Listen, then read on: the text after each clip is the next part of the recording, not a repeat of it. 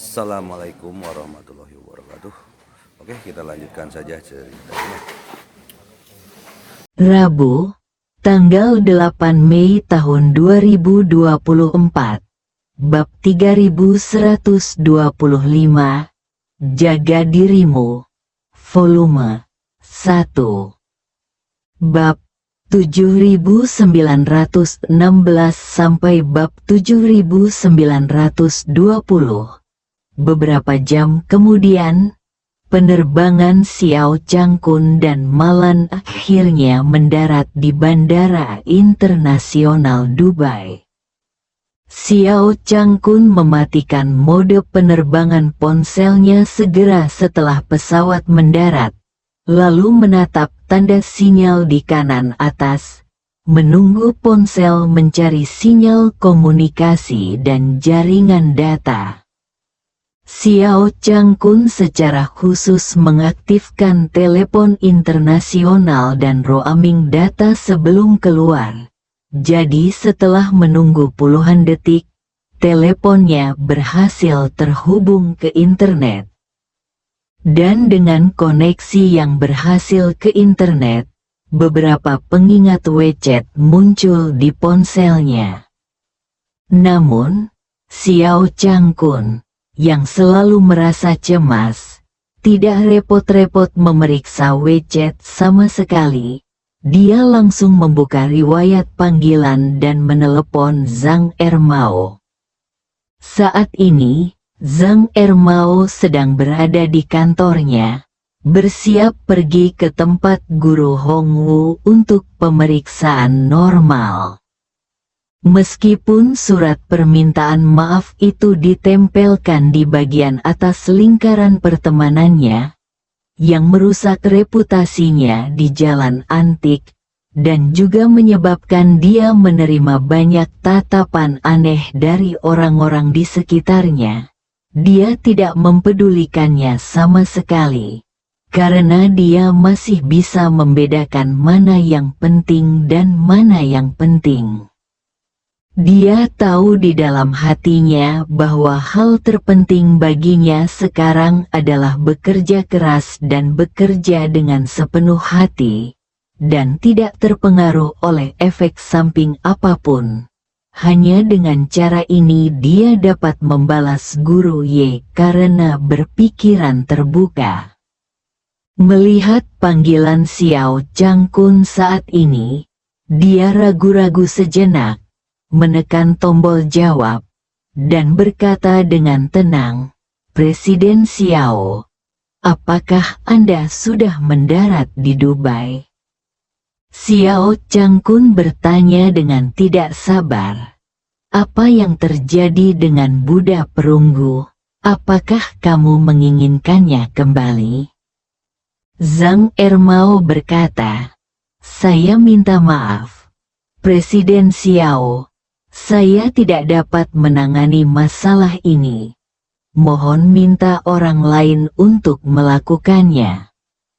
Xiao Changkun meledak saat mendengar ini. Zhang Ermao yang selalu patuh dan menyanjungnya, ini pertama kalinya dia menolaknya dengan tegas, yang membuatnya merasa sangat tidak senang. Dia langsung berteriak dengan marah, "Zhang Ermao, bagaimana sikapmu? Apa yang kamu inginkan lakukan? Tidak, Anda meminta seseorang untuk menjual barang itu. Jika Anda tidak menginginkannya kembali, siapa lagi? Saya beritahu Anda harus melakukan ini untuk saya. Jika tidak, saya tidak akan selesai dengan Anda." Zhang Ermao berkata dengan nada yang sangat tenang, "Presiden Xiao, Anda dapat melakukan apapun yang Anda inginkan dengan masalah ini, tapi jangan datang kepada saya lagi." "Kamu?" Xiao Changkun tiba-tiba menjadi marah dan mengutuk dengan gigi terkatup. "Dasar bodoh Zhang Ermao. apakah kamu akan mengambil kembali barang-barang itu di belakangku dan mencoba menelannya? Aku memperingatkanmu, kamu akan lebih baik jangan menaruh angan-anganmu di kepalaku. Jika kamu tidak menyelesaikan masalah ini untukku, maka aku akan menelepon menantuku. Aku akan meneleponnya sekarang. Zhang Ermao menghela nafas tak berdaya, dan dengan nada yang sedikit lebih lembut, dia berbisik, Presiden Xiao, lakukan ini, dan Anda, jangan lakukan itu juga.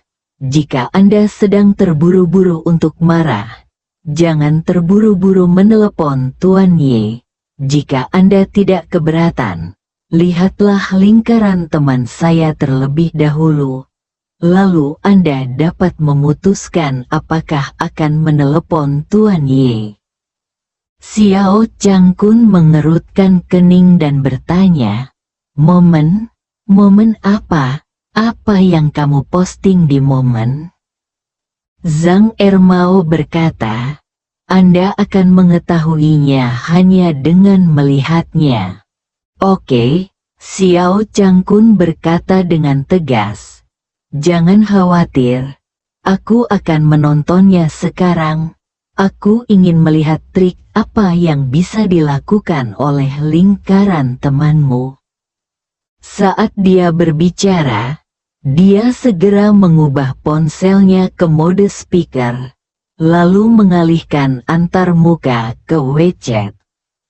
Lusinan orang berbicara dengannya di WeChat. Dia terkejut.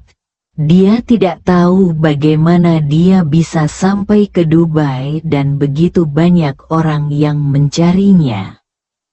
Tapi dia tidak peduli tentang itu sekarang. Dia segera membuka lingkaran pertemanan dan menggulir ke bawah beberapa saat sebelum dia menemukan surat permintaan maaf Zhang Ermao. Dia mengklik gambar itu dan melihatnya dengan tergesa-gesa, dan langsung merasakan dengungan di kepalanya dan seluruh tubuhnya berputar. Dia tidak pernah menyangka bahwa Zhang Ermao akan mempublikasikan semuanya di lingkaran pertemanan, dan juga memasukkan informasi namanya. Bukankah ini akan menyeretnya sampai mati? Xiao Changkun sangat marah dan mengumpat dengan marah. Zhang Ermao, apa maksudmu? Apakah kamu mencoba membunuhku dengan memposting ini di momen? Zhang Ermao berkata, Presiden Xiao, saya sangat menyadari kesalahan saya. Saya pribadi pergi ke pintu untuk meminta maaf kepada Bos Zhou sebelumnya. Saya tidak akan ikut campur dalam bentuk apapun dalam masalah ini di masa depan. Anda juga harus menebus kesalahannya sesegera mungkin. Bar. Xiao Changkun menjadi gila. Dia memegang ponselnya dengan kedua tangannya dan berteriak ke mikrofon di bagian bawah ponsel. Zhang Ermao, segera hapus momen ini untukku. Lalu posting momen untuk membantah rumor tersebut. Mengatakan bahwa kamu sengaja membingkainya aku. Aku, Xiao Changkun, tidak terlibat sama sekali. Zhang Ermao berkata dengan ringan, Maaf, Presiden Xiao, saya tidak dapat menghapus sedikit pun, dan saya tidak dapat memposting sedikit pun. Xiao Changkun tidak pernah menyangka bahwa Zhang Ermao memiliki sikap yang buruk, dan berkata dengan marah, Zhang Ermao, jika kamu tidak menghapusnya, aku akan memanggil menantuku, biarkan dia memerintahkanmu untuk menghapusnya. Zhang Ermao bersenandung dan berkata, Kalau begitu kamu bisa menelepon Tuan Ye dan melihat apa yang Tuan Ye katakan. Setelah mengatakan itu, Zhang Ermao berkata lagi, omong-omong, Presiden Xiao, ada yang harus saya lakukan. Jadi saya tidak dapat berbicara dengan Anda lagi. Tetapi ada satu hal terakhir yang ingin saya ingatkan kepada Anda. Sifat dari hal ini yang dilakukannya memang penipuan. Sedangkan bagi Anda, sebaiknya Anda mengembalikan uang yang dicuri ke kartu saudara saya melalui jalur asli. Dan kemudian meminta saudara saya untuk mengembalikan uang itu kepada manajer Zhou. Jika tidak, itu akan menghasilkan keuntungan besar, keributan, dan itu tidak akan berakhir baik bagimu. Apa yang kamu lakukan? Xiao Changkun sangat marah dan bertanya, aku tidak memiliki akhir yang bagus. Jadi kamu bisa mendapatkan akhir yang bagus. Zhang Ermao berkata dengan percaya diri, saya tidak mengambil uangnya, 300.000 itu ditransfer langsung kepada Anda dari kartu adik laki-laki saya. Saya tidak mengambil 1 sen pun, dan saya tidak menyentuhnya sama sekali. Bahkan jika keadaan menjadi serius, aku hanyalah kaki tangan, dan sifatku tidak terlalu buruk. Dan saya berbeda dari Anda. Hari ini saya datang untuk meminta maaf dan meminta maaf secara terbuka di kalangan teman-teman. Saya sudah mendapatkan pengertian dari Bos Zhou. Ini benar-benar masalah besar. Bos Zhou memberi saya surat pengertian. Pada dasarnya, saya hanya tidak ada yang terjadi. Tetapi itu akan menjadi masalah yang berbeda bagimu kalau begitu. Jumlahmu sangat besar.